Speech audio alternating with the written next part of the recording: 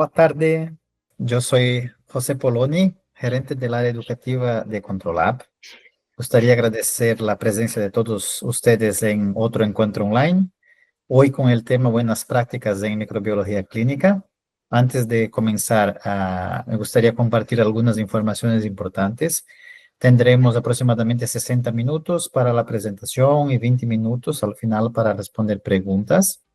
Les pedimos que envíen sus preguntas a través del menú Actividades, ¿ok? No en el chat, en el menú Actividades. Hay un ítem, Preguntas y Respuestas. Al final de la clase pondremos en el chat, entonces, al final de la clase en el chat, vamos a poner un enlace para que lo completen con su nombre y correo electrónico, lo cual servirá para la emisión del certificado y también para responder la encuesta de satisfacción. Agradecemos mucho su participación, ya que su opinión será muy importante para nosotros. Otro punto importante, les pedimos que verifiquen la bandeja de correo no deseado, el spam, ya que el certificado puede llegar ahí. Por veces ocurre esto, ¿ok? Ahora entonces daremos inicio a la clase y cedo la palabra a nuestra invitada, la doctora Carmen Paz Oplustil. Ella es biomédica con maestría en microbiología por el ILCB de la Universidad de San Paulo, con experiencia en microbiología clínica, gestión de laboratorios y aplicación de la metodología Lean. Actualmente es directora de formato clínico en Brasil y Chile y también es docente en cursos de microbiología y gestión. Doctora Carmen, siéntese libre para comenzar su presentación. Muchas gracias, Poloni. Gracias a todos los que están participando, pero principalmente a Controlab por la invitación. Es siempre un placer poder hablar de microbiología, que es el área de mi corazón, vamos a decir así. Entonces, buenas prácticas en microbiología es algo que es muy importante porque con el paso del tiempo las personas se olvidan de algunas cosas que son pequeños detalles muy importantes que hacen toda la diferencia. Entonces voy a compartir mi pantalla y me dicen si lo están viendo, mi presentación. Sí, ¿Sí? Muy bien. sí. Yo no los veo ahora, veo solamente mi presentación, así que si alguien quiere o quieren interrumpir, pero como ya Polonia explicó cómo va a funcionar, podemos dejar las preguntas al final, no hay ningún problema. Bueno, como comentamos, es hablar sobre buenas prácticas en microbiología clínica. Poloni ya me presentó, ¿no es cierto? Lo único que le voy a agregar, biomédica sería como tecnóloga médica, ¿no es cierto? También soy autora de algunos libros de microbiología. El libro creo que el más importante es el de procedimientos básicos en microbiología clínica, que está en portugués y está en español también, para que lo puedan utilizar. Y ese libro también les cuento que presenta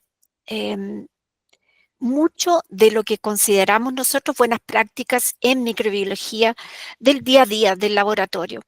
Ese era el objetivo principal del libro, de que se pudiera entregar la información de cómo hacer mejor la microbiología, ¿no es cierto?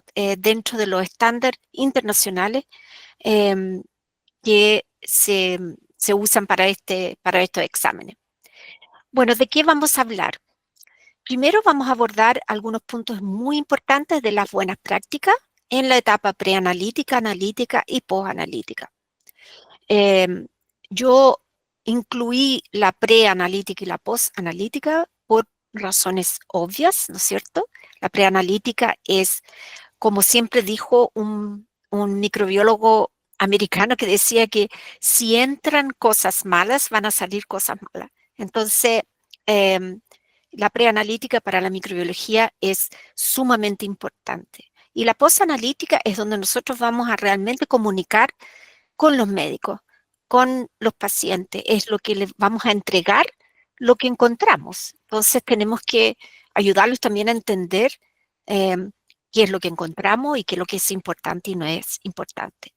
Entonces, el objetivo de esta conversación con ustedes es comprender que existen procedimientos que pueden comprometer el resultado de la prueba que uno está haciendo si no se realiza correctamente.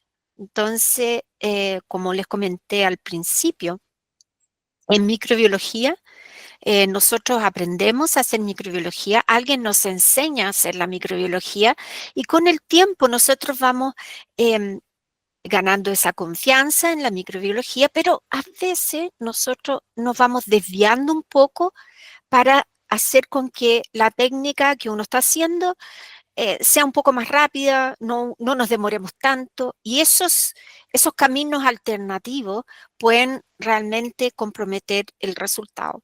Por eso que es muy importante siempre revisar constantemente a las personas que están haciendo los test de microbiología para ver si siguen en el mismo camino, haciendo las cosas sin cortar un camino por un lado o por el otro. Este curso yo espero que los ayude en la rutina, ¿no es cierto? Porque puede brindar una orientación sobre los puntos que deben mejorarse o a lo mejor o actualizarse para tener un laboratorio que cumpla con las buenas prácticas y sea un laboratorio de excelencia en microbiología. Son puntos pequeños, pero que en mi punto de vista hacen total diferencia en un laboratorio. Las buenas prácticas, la importancia de las buenas prácticas se resumen en mi punto de vista en 4 puntos importantes que vamos a hablar. Primero, la garantía de la calidad de los resultados. Las buenas prácticas tienen que tener ese enfoque.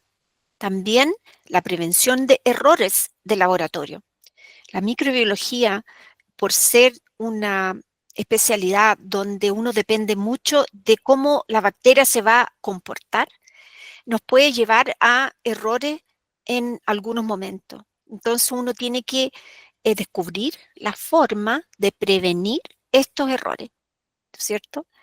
Y la seguridad del profesional, que somos nosotros, y del medio ambiente, porque estamos hablando de microorganismos vivos, estamos hablando de microorganismos que se pueden transmitir en el ambiente del laboratorio, bien como en el ambiente del hospital, sabemos que también se transmiten. Entonces hay que tener un cuidado muy grande con la seguridad. Y tenemos que también hace parte de las buenas prácticas es el cumplimiento de las normativas locales, la acreditación y certificación o las normas legales que existen en todos los países. La acreditación o certificación es una de las formas que nos ayuda mucho a que todos estos anteriores mencionados se cumplan y se mantengan con el tiempo. Eso es lo más importante. Entonces, hablando un poco del preanalítico, pensemos juntos acá, cómo el preanalítico puede afectar los resultados. Entonces, que yo les comenté que es una de las partes más importantes. Primero de todo es cuando uno no ayuda al médico a solicitar correctamente el examen.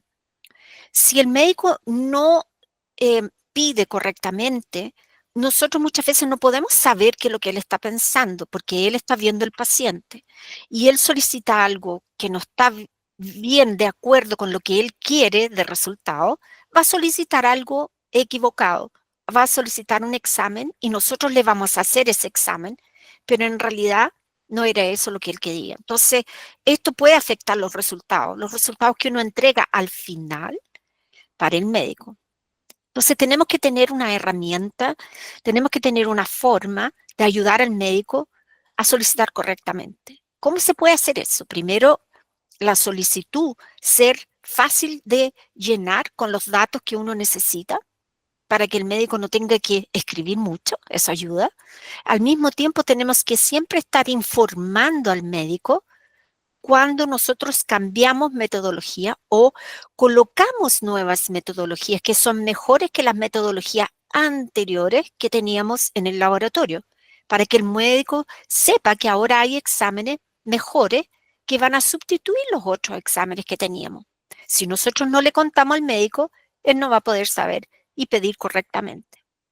No, eso pasa, por ejemplo, en test moleculares hoy día, que son multiplex y que les podemos dar la alternativa al médico de pedir esos exámenes sin estar pidiendo diversos y diferentes cultivos, por ejemplo. Entonces, hay que contarle al médico lo que nosotros podemos hacer. No interpretar correctamente la solicitud del médico. Entonces, cuando el médico pide un examen y llega al laboratorio, las personas que van a colocar los datos en el sistema con la solicitud puede equivocarse, puede estar haciendo algo que no entendió muy bien, porque la microbiología puede hacer examen, o sea, puede hacer análisis en prácticamente todas las muestras clínicas.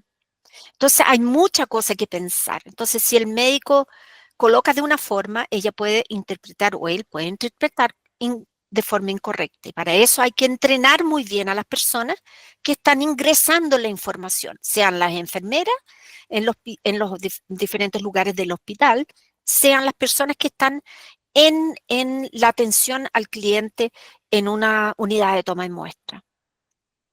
Y el punto más importante es el proceso de toma de muestra, que si es hecho de una forma inadecuada, eso nos afecta profundamente los resultados. Como les mencioné antes, si entra una muestra mal tomada, el resultado va a ser malo al final, porque en el medio de ese camino nosotros en microbiología no podemos arreglar la muestra, no podemos cambiar esa muestra.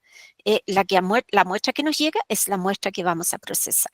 Entonces, cuando pensamos en el proceso de toma de muestra, que es el punto preanalítico más importante, tenemos que tener un manual de toma de muestras que sea objetivo y de consulta fácil, que se pueda mirar y entender rápidamente cómo debemos hacer esa toma de muestra, porque las personas no se van a acordar de todas las formas que nosotros tenemos o de todas las muestras, cómo se va a tomar la muestra, cuál es la estabilidad de esa muestra, cómo se debe transportar esa muestra. Entonces uno, haciendo una tabla, como este ejemplo que les pongo acá, que no es para leerlo en realidad, pero es solamente un ejemplo que es mucho más visible para la persona saber cómo tomar una muestra de un aspirado o de algún exudado y sabe con qué lo toma, sabe cuánto tiempo lo puede llevar al laboratorio.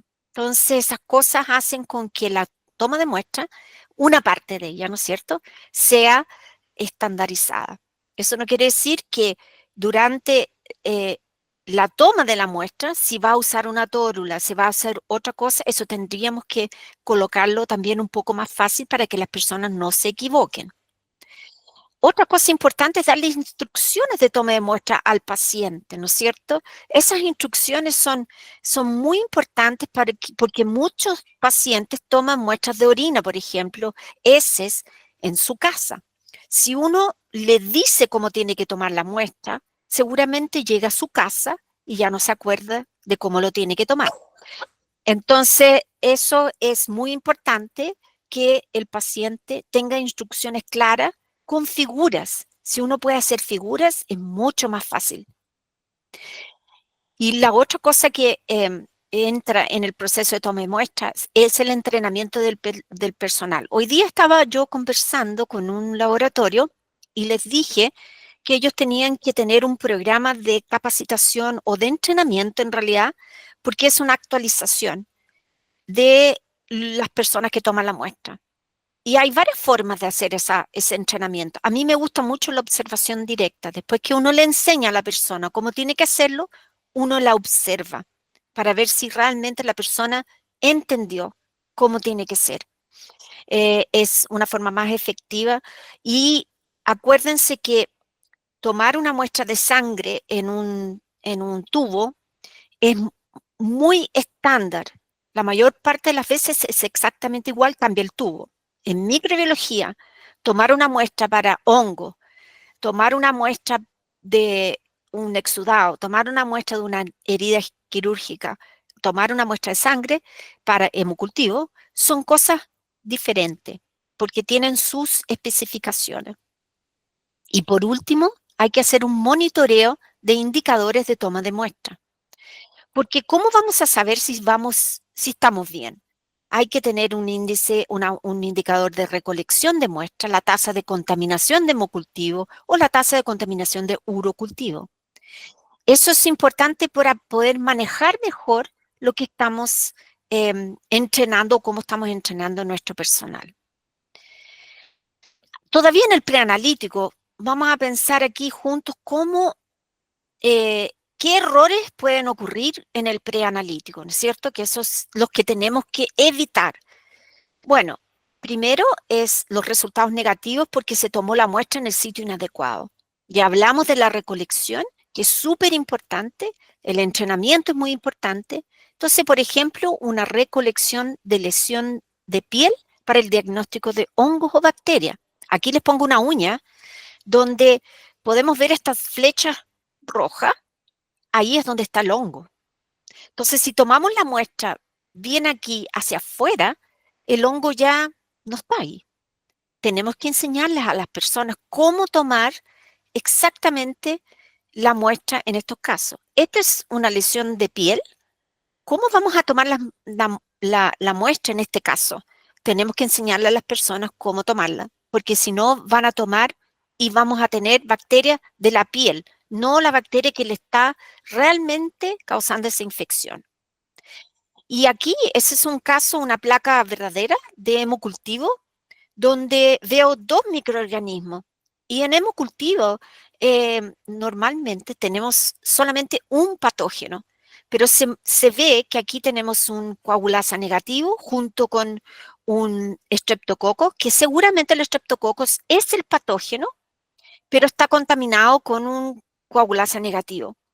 Tenemos la suerte que hay colonias aisladas para tomar el estreptococos, pero esto es un ejemplo clásico donde o errores pueden ocurrir.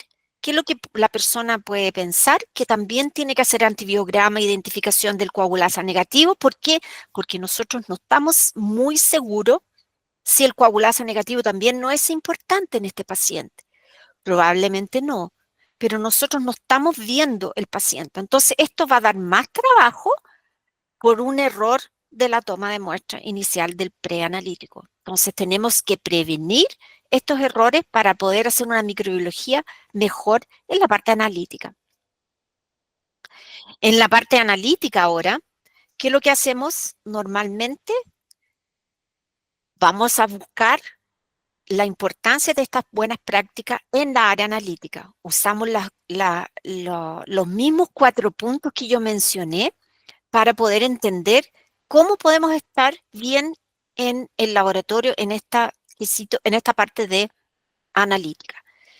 Bueno, pensemos juntos, la garantía de la calidad de los resultados. ¿Cómo hacer resultados que tengan valor? Y prevención de los errores en laboratorio.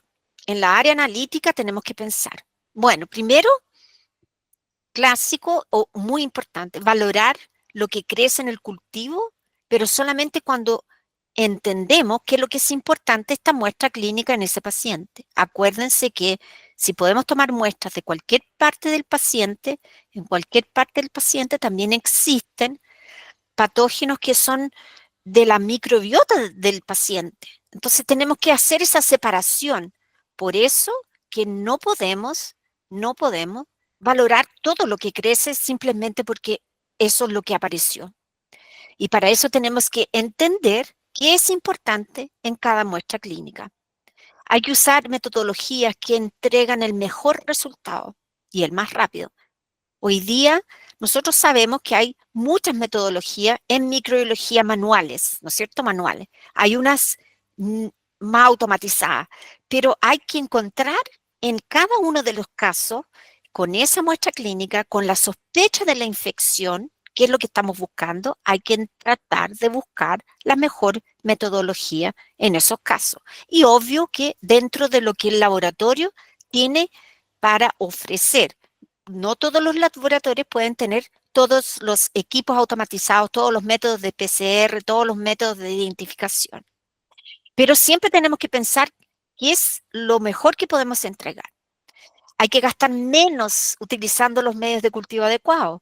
Entonces, cuando uno sabe cómo hacerlo, sabe lo que está buscando, uno consigue mirar la microbiología y decir a ver, voy a cortar este medio de cultivo porque esto no está agregando y estoy gastando más. Hay que pensar siempre, siempre en el control interno y externo de calidad de los procesos. ¿Por qué? ¿Cómo estoy yo segura que en la parte analítica estoy haciendo todo perfecto y que todo lo que yo uso internamente en el laboratorio está funcionando bien? Yo no sé. Para eso tenemos que hacer el control interno y tenemos que tener a alguien que de afuera que nos diga que estamos bien. El control externo exactamente eso. Si nosotros tenemos las mejores metodologías, el externo nos va a decir, el control externo nos va a decir que estamos bien. Sin eso, no sabemos. Hay algunos ejemplos aquí que quiero decirles sobre todo esto que conversé. Por ejemplo, una secreción traqueal, un aspirado traqueal. Tenemos que saber qué busca el médico, por qué nos manda esta muestra clínica de ese paciente. En el urocultivo, ¿cuáles son patógenos? ¿Cuáles son contaminación? ¿O son todos los patógenos importantes? Muestra de herida para cultivo de bacterias, todo es importante, desde que se tome la muestra correctamente, pero es muy importante.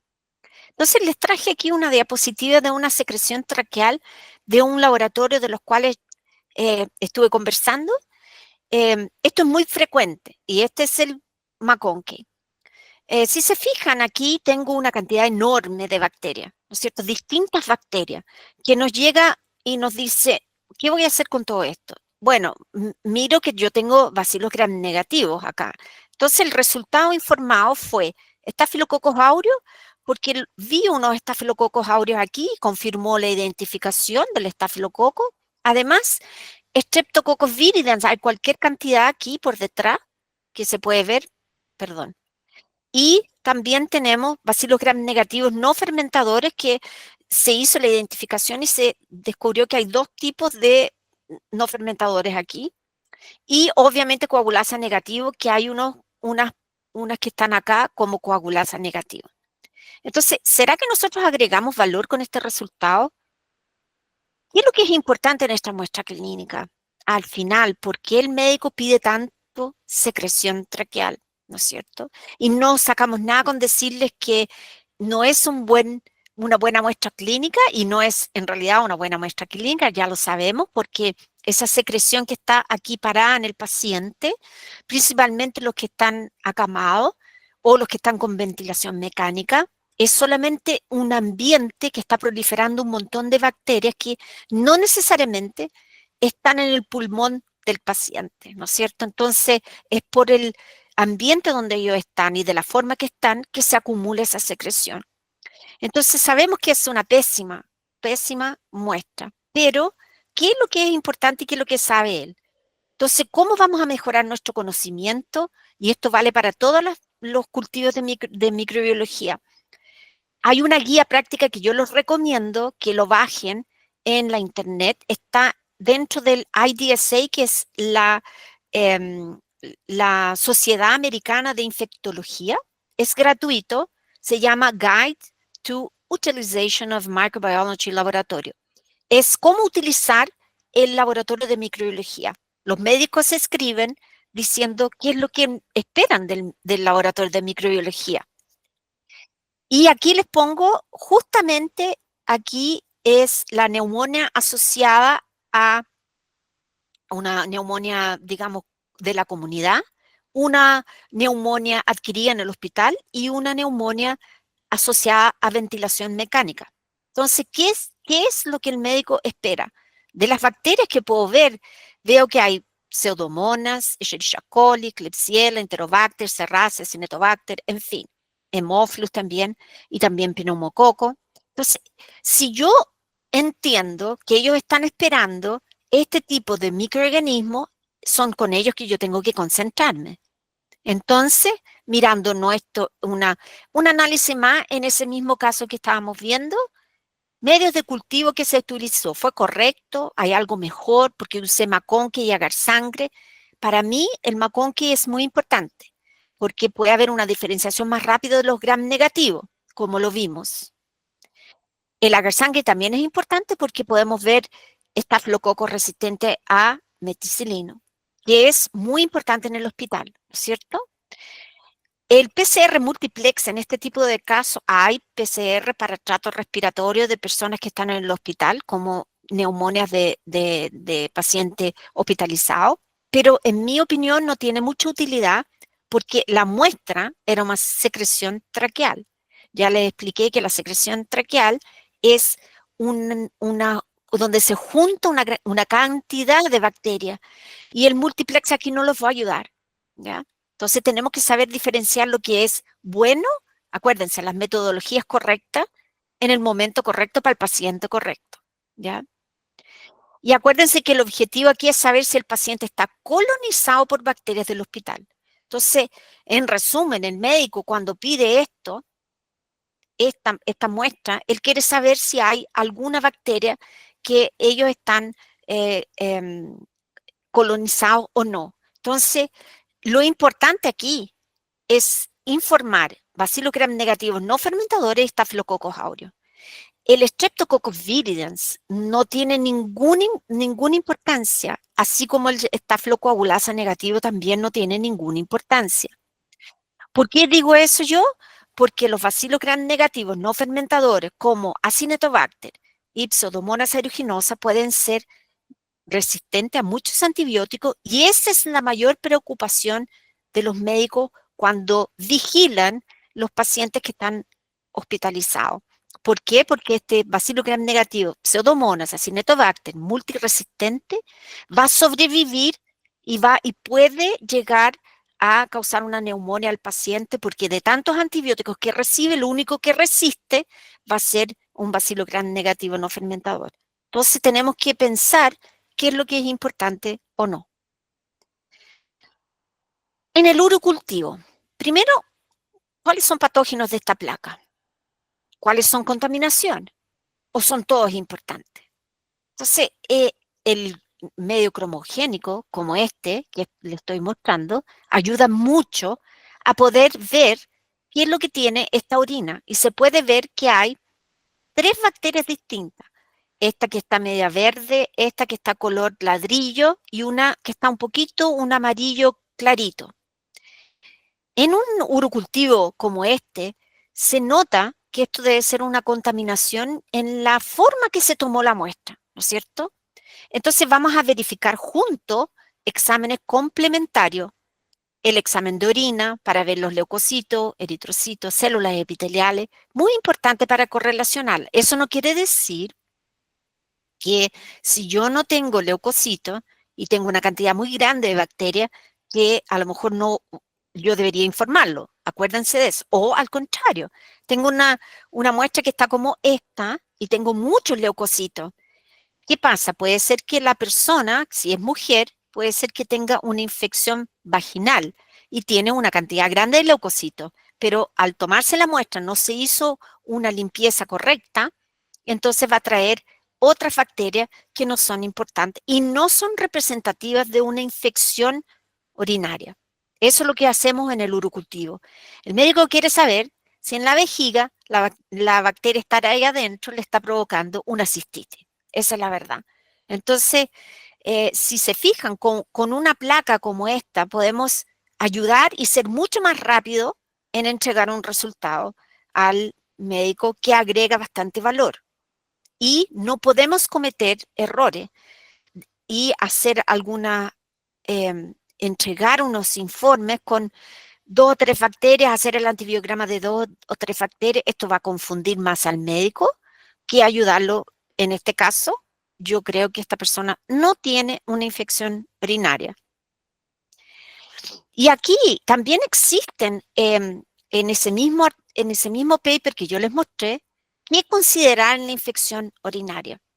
Entonces aquí tienen los patógenos. Es obvio que las enterobacteriales están con seguridad, hacen parte de las infecciones urinarias. Y de gram positivos tenemos saprofíticos, tenemos Staphylococcus aureus, tenemos algunos enterococos, tenemos Corynebacterium urealítico. Fíjense que no dice Corynebacterium sp, ¿ya? Entonces, cuando vamos a mirar el resultado o lo que creció, tenemos que acordarnos ¿qué es lo que se considera o los médicos consideran como patógenos importantes para cistitis y pielonefritis? ¿Y por qué digo eso? Porque los médicos cuando reciben el resultado están esperando por esto. Si le entregamos algo raro, a lo mejor no lo van a tratar. Entonces, ¿para qué hicimos todo lo que hicimos en la microbiología? En el Clinical Microbiology Procedures Handbook, que es de la Sociedad Americana de Microbiología, hay una tabla que representa la microbiota normal versus los microorganismos patógenos.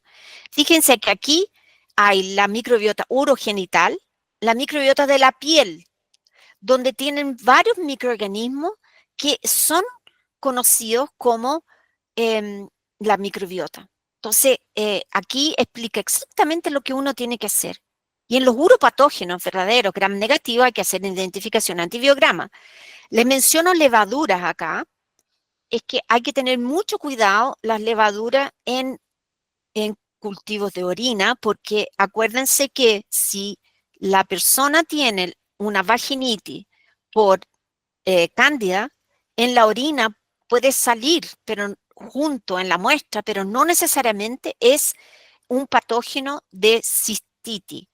Digo más, la gran mayoría de la cistitis levadura no tiene, no causa una infección como una cistitis. Acuérdense de eso. Streptococcus beta hemolítico, obviamente, principalmente a las mujeres en edad fértil.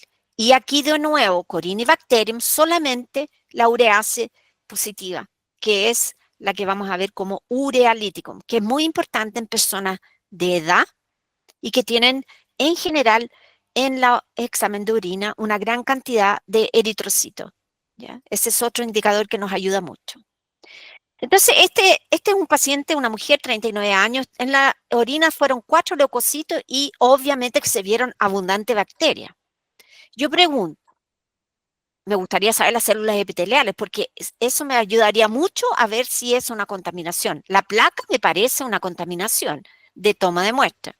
Me gustaría ver la densidad también. ¿Por qué la densidad? Porque hay algunos casos donde crecen pocas bacterias y puede ser porque la persona tomó mucha agua. Entonces la densidad me va a decir eso. O cuando la orina está muy concentrada. ¿Ya? Entonces esto, ¿cómo se envió la muestra también? Porque acuérdense que la microbiología, cuando la orina está a temperatura ambiente por más de 2 horas, si yo tengo pocas bacterias, ellas se van a multiplicar rápidamente, porque la orina es un excelente medio de cultivo. Entonces, si la dejo mucho tiempo a temperatura ambiente, cuando llegue al laboratorio, una bacteria ya son 2 van a ser 4, y así por delante. Entonces, es muy importante controlar eso. Tiene que mandarse refrigerada para que las bacterias no vayan a crecer. Aquí hay que tener buenas prácticas del preanalítico, obviamente con las instrucciones que ya le dije. Y una otra cosa importante en la orina es tener buenas prácticas en la interpretación del examen. Aquí les pongo en el libro de procedimientos básicos, hay un flujo, perdón, una figura que muestra exactamente una idea de interpretación. Porque cuando uno está en el laboratorio, todos tienen que tener el mismo procedimiento de interpretación. Entonces uno tiene que crear su flujo de interpretación. Esta es una idea de un flujo de interpretación que uno puede hacer. Entonces, si la placa fue sembrada con una asa de 10 microlitros o 1 microlitro, hay crecimiento. 1 uropatógeno, 2 uropatógenos o 3 uropatógenos. Y cada uno tiene una resolución. Eso es muy importante para que todas las personas que estén en el laboratorio hagan la lectura de la misma forma. ¿Ya? Entonces, aquí abajo dice si va a hacer solo la identificación, si va a hacer identificación antibiograma, si es una mujer, si es un hombre. Uno puede sacar esto de varios lugares. Esto fue un resumen que se hizo en el libro de experiencias de nosotros, más algunas literaturas internacionales que muestran estos patrones de interpretación, que ustedes lo pueden construir. Este es un otro caso analítico, que estamos en los casos analíticos de hemocultivo. Estos son 2 casos distintos. Este es un caso donde crecieron estafilococo y aquí gram negativo. La garantía de la calidad de los resultados en el hemocultivo empieza con el preanalítico. El punto más importante del hemocultivo es el volumen de muestra que uno toma, de 20 a 40 ml por toma de muestra. Para eso hay que recolectar más de un frasco de hemocultivo, obvio, porque cada frasco se puede poner 10 ml. Entonces, el preanalítico es importante. Además, que en el proceso de toma de muestra, evitar la contaminación es muy importante, porque ahora tenemos este caso de un frasco con crecimiento de una colonia más o menos grande que parece un Staphylococcus aureus, y tengo una colonia pequeña, y ahí estamos en el laboratorio y empezamos a discutir entre nosotros. ¿Qué hacemos? Parecen dos colonias de estafilococo. A ver, ¿qué es lo que haríamos? Bueno, vamos a hacer el antibiograma, la identificación de esta colonia mayor, y esta la vamos a aislar en otra placa porque no sabemos qué es lo que es. Mira todo el tiempo que yo estoy perdiendo porque el preanalítico no fue como debería ser. Pero yo también no sé si fue muy malo, pero de hecho, este paciente en este frasco de hemocultivo tengo estas dos colonias. Entonces tengo que empezar a trabajar cada uno de esos casos. En este son 2 gram negativos, uno que parece una Klebsiella y otro que podría ser una Pseudomonas, puede ser. Este no tengo cómo decir que no. Hay que verificar si en los otros frascos de este paciente, si tiene otros frascos, también hubo este crecimiento. Hay que hacer el antibiograma y la identificación e informar estas dos colonias. Son claramente 2 colonias distintas. Si uno tiene Malditov, uno le va a entregar al médico un resultado preliminar que tiene una Klebsiella y una Pseudomonas, por ejemplo, porque el Malditov te lo va a informar. Y tienes que hacer el antibiograma. Entonces, tenemos que estar preparados para entregar esa información. Si uno no tiene el Malditov, uno le puede decir que tiene 2 bacilos gram negativos diferentes en la muestra, ¿no es cierto? Esos son parte de la garantía de estos resultados. Yo puse aquí muestras de herida, podría haber puesto cualquier otro material, pero cualquier otra muestra clínica, pero ¿por qué puse herida? Lo puse porque encuentro que uno de los trabajos que el laboratorio no hace muy bien es justamente el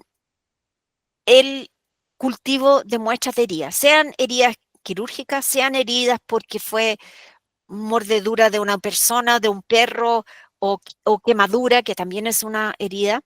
Nosotros, la gran mayoría de los laboratorios, no hace muy bien el cultivo.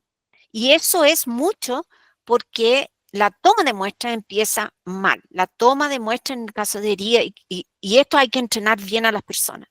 Entonces, las muestras de cultivo de orina, todo va a ser importante o puede no ser importante. Tenemos que tener seguridad que para poder entregar un resultado de calidad y evitar cualquier tipo de error, el preanalítico es súper importante. Pero en el analítico tenemos que saber también qué vamos a buscar en estas heridas, porque no todo se va a ver, ¿cierto? Entonces, siempre hacer un gram, hacer medios de cultivos especiales dependiendo del tipo de herida, ¿no es cierto? Y aquí el mismo trabajo que yo les mencioné tiene los que son por mordedura de personas, ¿ah? La gente también muerde a las personas y tiene una gran cantidad de anaerobios también. Hay que pensar en eso. Cuando es un animal que nos mordió, tenemos que pensar en actinobacillus, capnocitófaga, Erysipelotrix, Pasteurella, principalmente Pasteurella. Entonces, si nosotros no tenemos idea cómo es la Pasteurella, tenemos que entender cómo la vamos a aislar, cómo la vamos a ver. Porque si yo recibo una muestra de una herida donde fue una mordedura de un animal, Pasteurella va a ser mi primer pensamiento, ¿ya? Pero tengo que saber también cómo hacer el aislamiento de Erysipelotrix. Hay que saber, que también es bastante común. Y también cuando es trauma, cuando hay algunas personas que trabajan en hospitales solo de trauma. Y en esos hospitales hay que pensar qué bacterias vamos a esperar y cuáles son las verdaderas bacterias que tengo que ver. Miren, aparece aquí estreptococos del grupo A, del grupo B, del grupo C. ¿Quién pensaría que en una muestra de herida de una persona que sufrió un trauma, yo podría encontrar o pensar en estrepto del grupo A, o del grupo C, o del grupo G? Entonces nosotros tenemos que estar atentos porque esos son importantes. ¿Ok? Control interno-externo. Ya les dije que el control interno-externo es fundamental para la garantía de los resultados y prevención de errores del laboratorio. El control interno, en microbiología tenemos que hacer de algunos reactivos que tenemos, de las tinciones, sin duda, porque si usamos el GRAM como resultado preliminar de un cultivo, si los colorantes están malos, tenemos un problema. Aunque sea la mejor persona para leer el GRAM, eso es un problema. Entonces tenemos que mantener un control interno con una frecuencia que lo va a determinar el laboratorio, que puede ser todos los días o una vez por semana, en el caso de GRAM, ¿no es cierto? Y el antibiograma que tenemos que hacer con las cepas ATCC o NCTC, que es una colección inglesa, se pueden y se deben hacer el control de calidad del antibiograma. Estamos usando la placa correcta, los discos correctos, estamos leyendo bien, estamos haciendo el inóculo bien. Todo eso se ve con el control interno usando las cepas ATCC o NCTC. Y el control externo es la participación en estos programas de control externo que pueden y deben abarcar todas las rutinas dentro del laboratorio. Entonces yo voy a recibir un control, me van a hacer el control para saber si yo sé hacer bien un antibiograma y sé hacer bien una identificación. Si yo estoy bien, es muy importante eso. Y también el control externo te manda láminas para que uno pueda hacer frotis, para que uno pueda hacer la tinción y la lectura. Y yo considero más un control interno extra, que es la evaluación de los resultados. El control interno extra, que es la que les comento aquí, es muy importante hacerle que la verificación de los resultados que fueron emitidos, un muestreo. Entonces, los resultados se entregan, ¿no es cierto? O antes de entregárselo al médico, están todavía en el sistema informático y uno hecho una revisada en los resultados.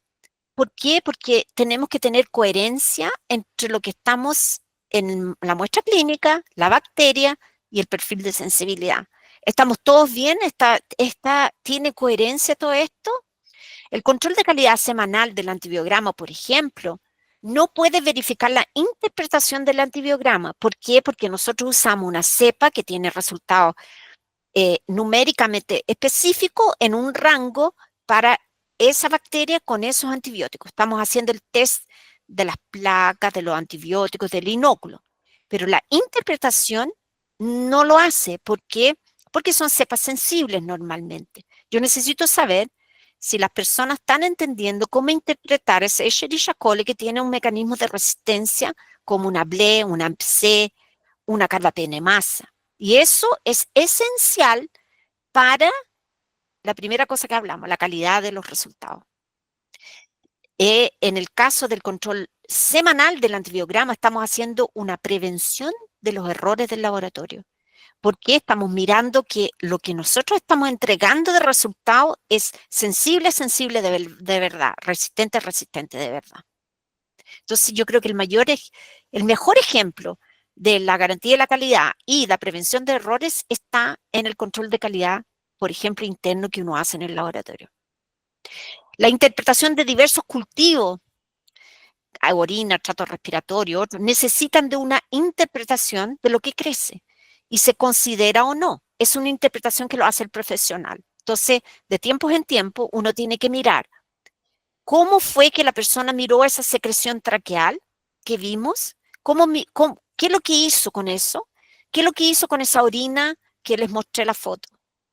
Hay que hacer una forma de verificación de esos resultados internamente y eso es lo que yo llamo control interno extra.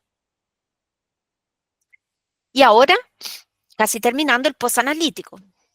las 4 etapas que yo les mencioné también en el proceso postanalítico. El resultado, la interpretación del resultado ya la hablamos, que tenemos que tener algo para controlarlo, que es muy importante. Las notas explicativas en los resultados, en los informes, es muy importante. Y la entrega del informe final. Cuando yo pongo la entrega del informe final, es que uno tiene que entregar el informe en el tiempo adecuado. No es solamente entregar en tiempo adecuado, como ya hablamos, es entregar el resultado que importa, que agrega valor, pero también en el tiempo adecuado. No saco nada con entregar un hemocultivo positivo al médico, fue positivo hoy día y le entrego un parcial en 2 días, cuando crece el cultivo o cuando estoy segura. Eso no es bueno, ¿no es cierto? Eso no dice que estamos haciendo un resultado de calidad. Y las notas explicativas, aquí yo les pongo esta guía práctica que la escribimos nosotros, son notas claves que se pueden poner y agregar en los informes de microbiología, que nada más son notas que van a ayudar al médico a entender muchas veces algunas cosas que uno pone, resultados de resistencia bacteriana, o por ejemplo una Pseudomonas aeruginosa, que es una cepa mucoide.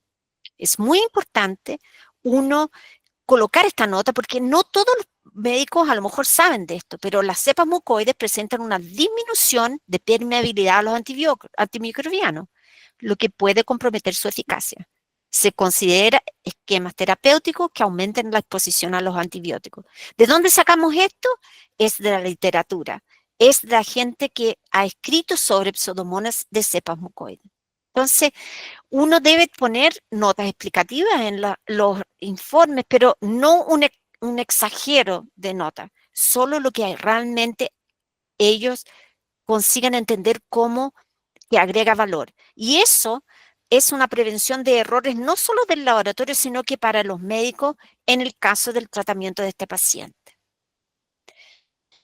Entonces, volviendo a nuestros 4 puntos, vamos a hablar un poco más de seguridad del profesional y del medio ambiente y el cumplimiento de las normativas locales. Vamos a pensar juntos sobre cómo garantizar la seguridad del profesional y el medio ambiente. Bueno, la seguridad del profesional, punto 1, es el conocimiento por parte de los profesionales. O sea, cualquier persona que no entiende bien de alguna cosa se va a equivocar. Se puede tener un problema de seguridad profesional. O sea, por ejemplo, yo tuve un caso hace muy poco tiempo atrás de personas que no estaban muy bien entrenadas para sacar sangre de los pacientes. ¿Qué es lo que pasó? Se pincharon al terminar el proceso. Eso es parte de lo que se llama no cuidar de la seguridad del paciente por falta de conocimiento de los profesionales. Otra cosa muy, muy simple. El otro día también recibí una foto de una placa que era de un líquido cefalorraquídeo y la colonia tenía una cara terrible de Neisseria meningitide. Y estaba abierto y la gente lo estaba mirando. Y uno tiene que tener mucho cuidado con eso. Falta de conocimiento por parte de los profesionales que pone en riesgo la seguridad del profesional. ¿Por qué? Porque uno se puede contaminar con aspirando el Neisseria meningitidis y ustedes saben que es verdad. Entonces, otra cosa importante para la seguridad del medio ambiente es que la persona tiene que tener aptitud para trabajar en microbiología. Microbiología es muy manual. La persona que no tiene esa aptitud va a poder comprometer también el medio ambiente. Y obviamente que la capacitación constante de los profesionales es sumamente importante como una buena práctica para garantizar la seguridad del profesional o no. ¿Ya? Entonces, eso es lo que nosotros tenemos que pensar siempre. Y por último, cumplimiento de las normativas locales. Yo sé que la gran mayoría de las personas cuando viene, viene la empresa que nos va a certificar de nuevo, nos va a acreditar y están todos desesperados. Nosotros tenemos que utilizar eso y cómo nos vamos a preocupar con las auditorías internas y externas que tenemos que hacer. Las internas nos ayudan a mantener el tono para estar seguros que siempre estamos cumpliendo con todo lo que necesitamos. Las normativas solamente dicen la acreditación y certificación, es yo lo hago así y lo tengo escrito y es así como lo hago. O sea, cumplimos con las buenas prácticas dentro de nuestro laboratorio. Y la auditoría interna va a mirar eso, así como la auditoría externa va a mirar eso. Cuando nosotros no estamos cumpliendo, tenemos que aprovechar esas oportunidades para mejorar los procesos. Entonces, cuando tenemos una no conformidad, porque no estamos siguiendo las buenas prácticas que nosotros mismos escribimos que lo hacemos, ¿no es cierto? O las normativas legales nos exigen eso, tenemos que reconocer eso como una oportunidad de mejorar los procesos de nosotros todas las veces que nos vienen. Y cada vez más vamos a mejorar. Vamos a hacerlo mucho mejor para evitar que tengamos problemas con los resultados, para tener siempre informar lo que es correcto, agregar valor al médico y siempre estar pensando en la seguridad del paciente. Y entonces, creo que terminé unos minutos antes de la hora, pero quería agradecerles mucho. Aquí tengo mi correo,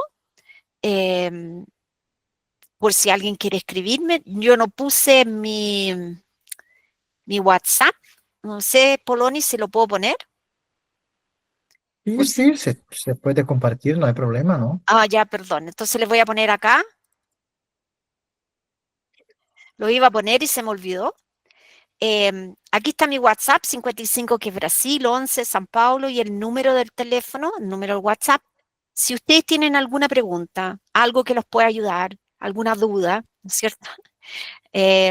Pueden entrar en contacto con ControlLab, que nosotros estamos siempre conversando, pero también pueden escribirme y si yo no sé cómo resolver su problema o su pregunta, yo sé a alguien que lo va a saber. Así que voy a estar atento a lo que ustedes necesitan. Les quería agradecer más una vez, primero por la atención y segundo por la oportunidad. Poloni, Andrés, muchas gracias. Voy a parar Muchas de... gracias, Sí. doctora. Muchísimas gracias. Como usual, la clase es siempre magnífica. Entonces, es siempre un gusto escuchar a usted hablando. Todas los ejemplos, tu experiencia profesional. Entonces, es bonito de escuchar a usted hablando. Muchas gracias. Entonces, tenemos alguna pregunta, pero ¿Ya? adelante de empezar, yo gustaría de recordar que el enlace de la encuesta está en el chat. También quiero reforzar que la encuesta es muy importante para nosotros, para que podamos seguir mejorando siempre nuestros encuentros. Y pedimos que registren su nombre completo y correo electrónico en el enlace para la emisión del certificado. Entonces vamos para la parte de preguntas. Eh, Hay alguien que tiene la mano levantada, Hugo. sí, pero no sé si está a un tiempo con la mano Ah, arriba. Hugo, ya, quiere bueno. hacer no sé si se fue por error, quizá Ya, no ok, sé. ok. Un punto importante, este tema de buenas prácticas, solo un comentario. Nosotros estamos conduciendo, tenemos por general clases acerca de control de calidad y el tema de buenas prácticas fue un tema que entendimos que era muy importante para mejorar la calidad en control de calidad, porque muchos de los errores de inadecuación, especialmente identificamos esto en el ensayo de aptitud, están conectados con malas prácticas o no haber buenas prácticas en el laboratorio. Cosas como doctora Carmen mencionó, que todos piensan que son muy simples, que se sabe todo, que no es necesario hablar, pero es un punto de atención importantísimo y un percentual muy grande de errores en el ensayo de aptitud están conectados con malas prácticas. Entonces, y si el ensayo de aptitud está demostrando esto, no hay que dudar que hay este tipo de problema con el control interno y no hay que dudar que hay este problema con los pacientes. Entonces, este es un tema muy importante. Como mencionó la doctora Carmen, en cómo condució la clase con muchos ejemplos, fue magnífico, magnífico mismo. Yo soy sospechoso para hablar acá, doctora Carmen. Pero es Me verdad, pasa. Qué es bueno. magnífico cuando hay ejemplos así del día a día. Entonces yo voy solo, hay una pregunta de Florencia Varela en el chat, después hay manos arriba. Entonces Florencia Ya. está mencionando lo siguiente, el control interno de antibiograma, ¿cada cuánto tiempo, creo yo, Ujú, es sí. recomendable hacerlo? Florencia, mira, yo le voy a contar una historia antes y usted va a responder sola. Si usted hace, vamos a hacer un cálculo así, si usted hace 100 antibiogramas por día, ¿no es cierto? Se supone que tu control interno que le hiciste hace un mes atrás, voy a dar un ejemplo, estaba funcionando, pero ya va a pasar 29 días que yo hice el control de calidad y estoy haciendo 100 antibiogramas por día. Entonces, imagínate 29 días multiplicado por 100, son muchos antibiogramas. Ahí me toca hacer mañana el control de calidad y me doy cuenta que el disco de imipenem no está funcionando. Ahora, ¿en qué momento paró de funcionar? ¿A la semana? Un poco, no sé. Entonces, hoy día hay una recomendación que se haga por el CLSI. La recomendación es que se haga todas las semanas, pero hubo un cambio este año el CLSI que dice que el director del laboratorio puede determinar con qué frecuencia se hace el control de calidad. Pero, ojo, que hay que tener cuidado. Tú tienes que estar segura que todos tus medios de cultivo, tus discos, están aprobados por empresas muy buenas y que funcionan muy bien. ¿Y cómo voy a saber? Porque yo hice el control de calidad en varios otros momentos, sea automatizado, sea manual. Entonces yo puedo probarle al director que todo me funciona muy bien, incluso las personas que hacen el antibiograma. Entonces yo puedo disminuir para una vez por mes o una vez a cada 15 días. Lo que pasa aquí, yo voy a decir de Brasil. Nosotros tenemos varios proveedores de discos, varios proveedores de medios de cultivo y algunas veces tenemos falla. Entonces yo aquí a las personas les recomiendo que hagan como mínimo una vez por semana. No se puede hacer una vez por mes porque podemos perder eh, en ese tiempo resultados equivocados. Y el resultado que nosotros entregamos es para decirle al médico que puede usar o no puede usar el antibiótico. Entonces, demasiado fuerte. Y miremos el ejemplo de una hematología, de una bioquímica. Ellos hacen control todos los días, incluso a veces 2 veces al día. ¿Por qué? Porque no pueden entregar un resultado de una glucosa que en vez de ser 140, lo estamos colocando como 80, ¿no es cierto? No, no puede ser. Y nosotros, en microbiología, tenemos que estar seguros que sensible, resistente, resistente. Entonces, resumiendo, lo recomendable hoy día es hacerlo semanal, pero este año CLSI hizo un cambio que ustedes tienen que mirar y asegurarse de que con lo que tienen pueden disminuir de semanal, pero está recomendado semanal. Perfecto, perfecto. Y se me permite un comentario, doctora Carmen. Otro punto que yo no soy de microbiología, pero yo tengo siempre un punto de atención con microbiología, es que para obtener un resultado necesita ¿cuántos días? 2, 3 días para obtener la respuesta, ¿sí?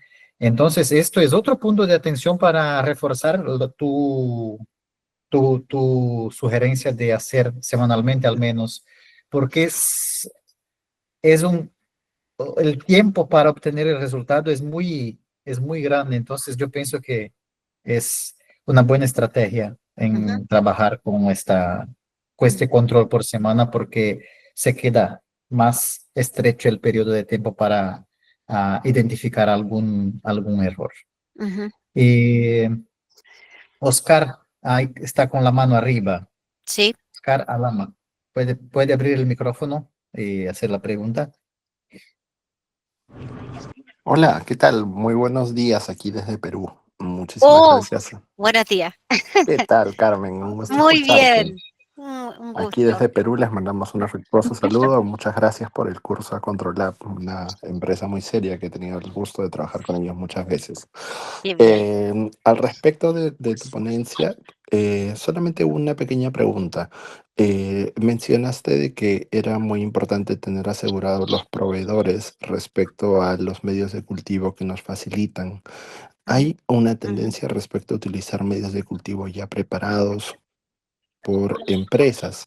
Quisiera saber qué controles de calidad podrían ser los más adecuados para pedir como sustento de fabricación de los mismos. Ya, Gracias. de nada. Sobre Oscar, es una buena pregunta porque en realidad, ¿qué es lo que pasa? Nosotros seguimos una normativa internacional que hace mucho tiempo sobre el control de calidad de los medios de cultivo. Aquí en Brasil, la gran mayoría hoy día compra los medios de cultivo de proveedores, porque hacer el control de calidad interno de los medios de cultivo es mucho trabajo.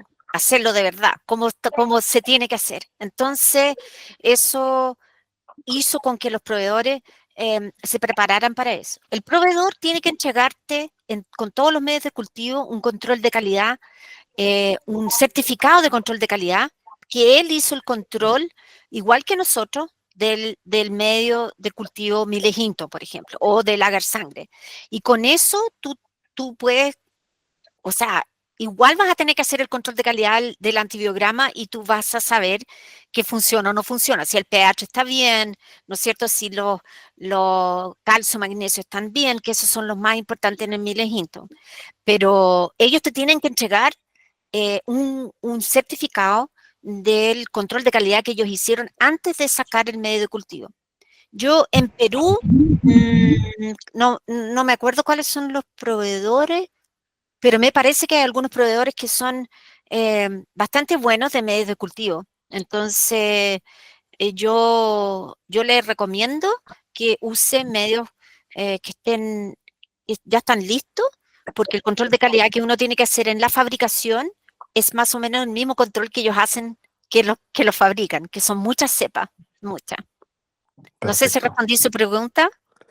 Sí, en todo caso, tener esa certeza de que se ha trabajado con las cepas, me imagino ATCC que menciona. Ellos tienen que trabajar con la cepa TCC, sin duda. Ellos tienen que usar la misma cepa que vamos a usar nosotros, ellos lo van a usar, incluso tienen que agregar otras cepas que no son las que nosotros usamos. Ellos son obligados a hacerlo. ¿Ya? Gracias. De nada. Gracias. Doctora Carmen, hay otra pregunta en Sí, el chat yo que veo. es de Luisa. Luisa, Luisa de Fernanda. Colombia, qué bien. ¿Conoce algún software para llevar los programas de control de calidad interno? Bien. En realidad sí, conozco uno nomás. Es que yo no sé ahora, es un software que hace parte, se desarrolló dentro de un software de microbiología que yo no estoy muy seguro. Es una empresa que está en Estados Unidos, en la ciudad de Tampa, que se llama SCC, Soft Computer, lo voy a escribir aquí, Soft Computer. Esta empresa, yo tuve la oportunidad de usar el sistema de ellos porque ellos lo venden modular. Entonces yo compré solo microbiología y cuando compré el sistema de microbiología venía también uno de control de calidad. ¿Ya? Ese es el único que yo conozco de que está realmente construido para microbiología. Pero si no, no le tengo buenas noticias porque en realidad ahí tendría que hacer puras planillas Excel donde tú tienes que colocar las informaciones. Hoy día nosotros ya tenemos preparados varias planillas Excel que ayudan mucho a la parte del antibiograma. Uno anota los resultados y lo puede ir anotando. Cuando es manual, porque cuando no es manual lo tienen el equipo automatizado en el Vitek, en el Microscan, en el Phoenix, están ahí y tú puedes ver los informes. Pero cuando tienes que anotar las tinciones, cuando tienes que anotar otros reactivos que tú utilizas, todavía es manual, no hay cómo. Pero este software que yo creo que todavía tiene en la parte de calidad, él relacionaba el lote de uso del medio de cultivo con el test que tú hacías y como está junto con el software de microbiología, al usar ese lote de agar-sangre, tú tenías toda esa trazabilidad, Posibilidad. trazabilidad del medio. Era bastante interesante, bastante interesante. No sé si le respondí la pregunta, Luisa. A ver, Creo, creo que sí. ¿sí? Ah, sí, creo que sí. Doctora Carmen, hay otras, hay gente con la mano arriba, pero hay Sí, preguntas que llegaron adelante en el chat. ya. Voy a mirar aquí, hay uno de Es- Andrea. ¿Cómo, Esto, Andrea cómo, Olarte. ajá. ¿Cómo sugiere que se puede realizar el control extra que menciona en la parte analítica? ¿Qué estrategias recomienda? Ya.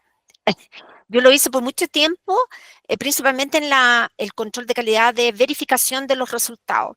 Entonces, cuando el resultado está listo, la persona que estaba en el mesón entregó el resultado, ¿cierto? Eh, yo en mi pantalla podía ver todos los resultados, ¿ya? Es como la segunda verificación antes que saliera el paciente. Entonces yo miraba por muestra y es un muestreo nomás, porque no, bueno, en realidad yo veía todos los resultados, pero era un muestreo. Entonces ahí tú puedes ver qué específicamente está bien o no está bien, y quién está bien y quién no está bien.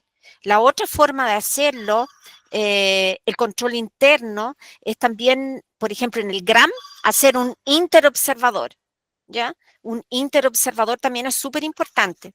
Yo leo una lámina y la persona va a leer la misma lámina, tiene que tener el mismo resultado, ¿no es cierto? Entonces, esa es otra estrategia que yo usé mucho también. Y el más difícil es cuando uno está haciendo por ejemplo, el cultivo y vas a mirar qué es lo que la persona fue y qué es lo que interpretó de esa secreción traqueal que yo recién le mostré. Pero también tiene que ser por muestreo. Entonces, ¿qué es lo que yo le pedí a las personas? Hoy día que me separen esta y esta placa para que fuéramos a discutirlo. Yo tenía todas las semanas una reunión con las personas de microbiología, algo que era 30 minutos, y me presentaban algunos casos. Mira, esto es lo que vi y así lo voy a interpretar. Y ahí todo el mundo estaba junto para entender qué es lo que habríamos hecho en ese caso o no. ¿Ya? Entonces, es como una discusión, como los médicos cuando pasan juntos por los pacientes, hacíamos lo mismo mirando el cultivo. Eso es una estrategia que yo usé también una vez por semana, 30 minutos, no más que eso. Y cada uno tenía que traer una de los casos que estaba trabajando. Esa es otra estrategia que, no sé, pero yo lo encontré muy útil. Y además que todos se aprenden, no solamente la persona que está haciendo orina, ella está haciendo orina, tiene este caso. Todo el mundo sabe, porque todo el mundo, el otro está haciendo hemocultivo, este es el caso que tengo, voy a hacer esto, voy a hacer esto, voy a hacer otro. Y se discute. ¿Estamos de acuerdo o no estamos de acuerdo? ¿Ya? Es una excelente estrategia, doctora, porque se puede discutir el caso y se puede Claro, estandarizar la forma como todos están identificando una determinada es, bacteria. O esto se exactamente, aplica a otros puntos también. Esto se exacto, aplica a todo, microscopía, por ejemplo. todo. Entonces, es muy, muy interesante. Sí, y yo lo tenía como una regla. Todas las Mm, miércoles a las 11 de la mañana, por ejemplo, era el día que nos íbamos a reunir para hablar y era 30 justo. minutos. O sea, nadie puede reclamar que pasamos 4 horas. No, 30 Sí, minutos. Y tiene que ser bien objetivo y esa es la idea. Maribel perfecto. puso, doctora, pero internamente el laboratorio de qué control hacemos, internamente del laboratorio que control hacemos, tenemos que hacer control. No sé si le voy a responder, Maribel, pero usted me dice si yo lo entendí. A los medios de cultivo, la complemento abajo. Ah, No lo sé si, complementó. Ah, sí, los medios de cultivo, ya. Maribel, cuando usted hace el medio de cultivo, lo prepara en el laboratorio, usted tiene que seguir em, lo que, lo que dice. Hay una publicación que es Procedures que yo les mostré, americana, que tiene cuáles son las cepas que uno tiene que usar para cada medio de cultivo. Entonces, a ver, Yo voy a dar un ejemplo con mi libro que es más fácil, Polonio. Aquí Tranquilo. tengo mi libro. Yo le voy a decir aquí, por ejemplo, le voy a dar un ejemplo que dice aquí. Por ejemplo, si yo estoy usando el medio de algo bien típico, el agar chocolate, ¿ya? El agar chocolate está en mi libro que les muestro acá, sale cómo producir el medio de chocolate, pero también tiene una parte que dice acá, que es una tablita que dice control de calidad del medio de cultivo. Entonces, si lo estoy haciendo yo, me dice aquí, tengo que en el agar chocolate, como crece todo, lo más importante es saber si crece lo que necesita crecer. Entonces, yo tengo que usar un Haemophilus influenza, ATCC 10-211, y tengo que usar una Neisseria gonorrea 43069. ¿Qué es lo que es el resultado esperado? Que tiene que crecer las dos. Entonces, eso es un ejemplo. Todos los agar chocolate que tú vas a producir tienes que hacer test de esterilidad, además de el test de crecimiento.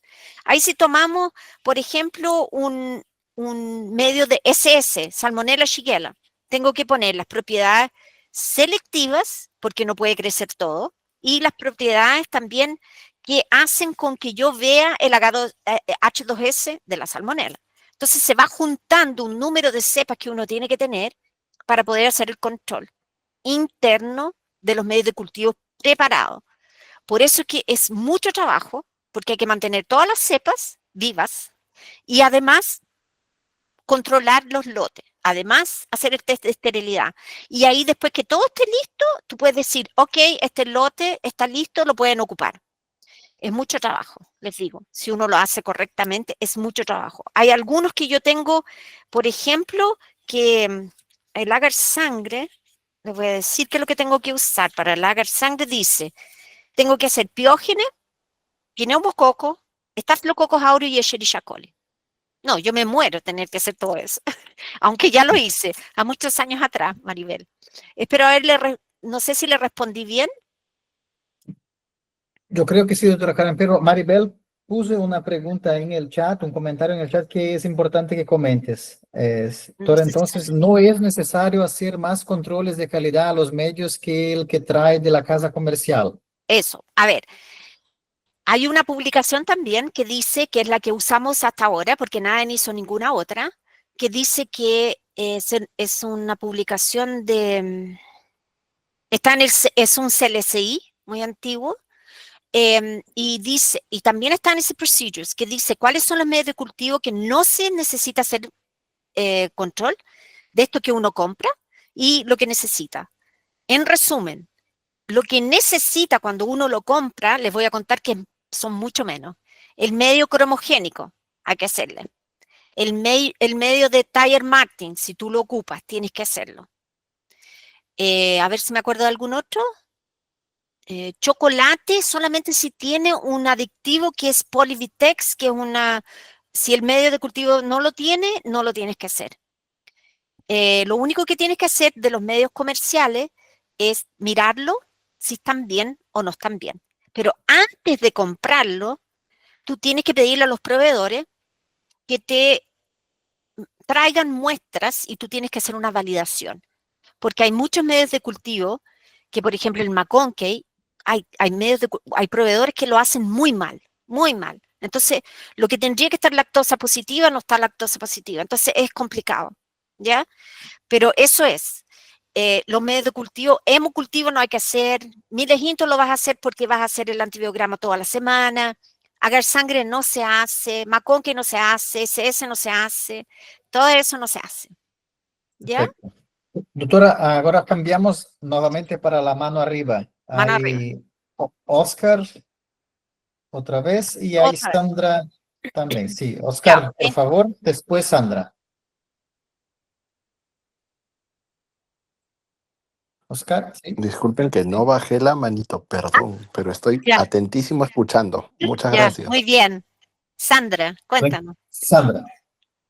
Hola, buenas tardes Buenas desde tardes. Colombia. Bien, qué bueno. Bueno, yo quería hacer una pregunta sobre recomendaciones para toma de muestras de superficies hospitalarias. Porque realmente aquí en el hospital tenemos un hospital de segundo nivel con área de microbiología, pero las tomas de muestras las enviamos al laboratorio de referencia y pues hemos tenido como inconsistencias en resultados en cuanto a que los reportes son muy diferentes para bacterias como para mohos y levaduras. No sé si hay alguna normatividad que nos dé para ellos, porque pues yo la solicité, pero pues fue muy, lo que me pasaron realmente no compensa lo que, digamos que en cuanto a los valores de referencia que ellos nos muestran. Por ejemplo, para hongos nos dicen que es cero, unidad de formación de Colombia por ml. Mm. Mira, Sandra, es súper difícil la pregunta, muy difícil, porque la área ambiental pasa por varias cosas. Yo estuve en un congreso internacional donde habló una persona de Inglaterra y fui a esa charla justamente para tratar de entender cuáles son los cultivos que se deben hacer del ambiente, de las piezas del paciente, en fin. Y ella comentó que lo primero es que tú tienes que, con el servicio de infección intrahospitalaria, tienes que entrar en un acuerdo para saber primero en qué momento van a ser cultivo del ambiente.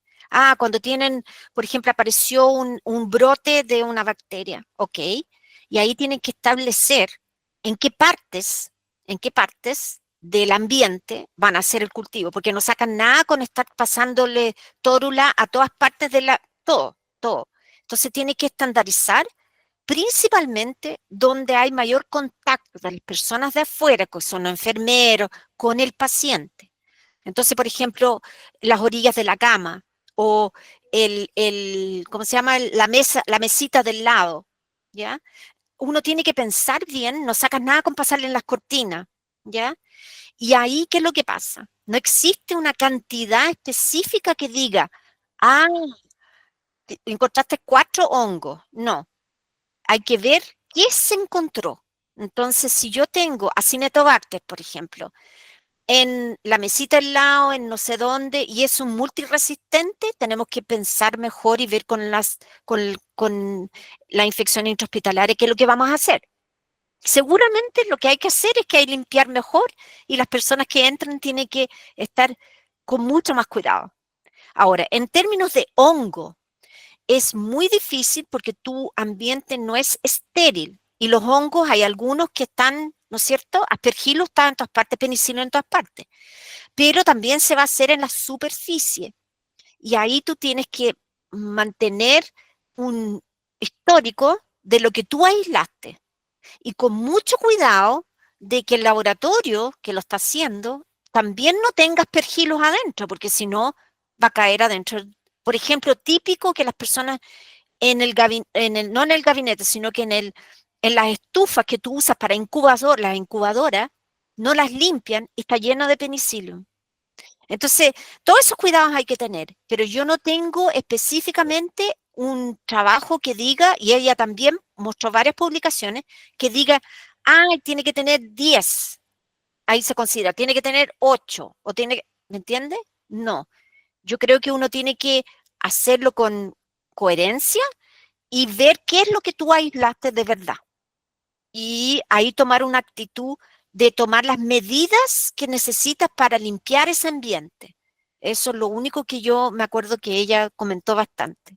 No es fácil, Sandra? Me hiciste una pregunta difícil. Bueno, A ver, ¿qué más? Bueno, Aquí dice, ¿cómo hay un, detectar una infección resistente en urocultura? ¿En urocultivo? sí, Bueno, a ver, Hugo, cuando uno hace un urocultivo, tiene la placa, tiene que ser el antibiograma. A partir del momento que en ese antibiograma se ve que hay por lo menos algunos antibióticos, se considera multiresistente cuando hay tres clases de antibióticos resistentes: carbapenémico, aminoglucosio y fluoroquinolona. Esa bacteria es considerada una bacteria multiresistente.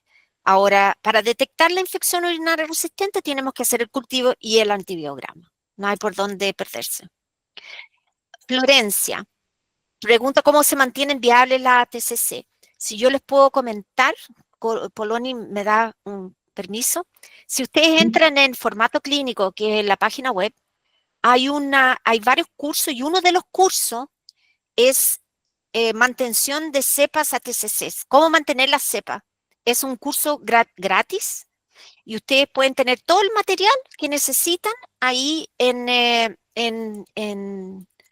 formato clínico. Espérate, pero en realidad es Polinisa, formato clínico. A ver, lo voy a poner acá mejor, ¿ya? Pone en el chat, doctora. Pone Eso es el lo que voy a link en hacer. el- Le voy Sí, a poner el link para que ustedes puedan acceder al curso. Es gratis. Está grabado, es en una plataforma, pero ahí yo explico exactamente cómo mantener las cepas ATCC o NSTC, los que necesiten, ¿ya? Ahí está, ese es el link y si ustedes quieren, ahí lo pueden ver, ¿ya? perfecto. Estimada, sería mucho pedirle al proveedor una ISO como requerimiento de calidad. Mira, depende no sé de dónde eres, Matías, pero por ejemplo, aquí en Brasil, las personas para vender los medios de cultivo tienen que tener una certificación ISO de fabricación de productos, ¿ya? Entonces, eh, el país es el que debe tener sus normativas. Yo estoy segura que deberías pedirle la ISO para saber exactamente cómo lo está haciendo. Aquí me parece que la que ellos ocupan no es esta que pusiste tú, la 11. A ver, estoy mirando acá. Sí, pero es esa misma, que se aplican exacto, esa misma. Yo creí que era la 34, final 34, pero es esa. Sí, lo puedes pedir, se lo puedes pedir porque ellos tendrían que tenerlo, lo tendrían que tener, ¿ya? Y si ellos siguen esa ISO y ellos tienen esa certificación, acreditación, con mayor razón tú puedes confiar bueno, tendrías que confiar en los medios de cultivo, ¿no es cierto? Y creo que Sandra, No, Sandra está con la mano arriba. Matías de Chile. Matías, yo creo que nosotros ya hicimos cursos juntos, ¿no? Me parece. Sandra, cuéntame. Sandra, ¿quiere preguntar algo?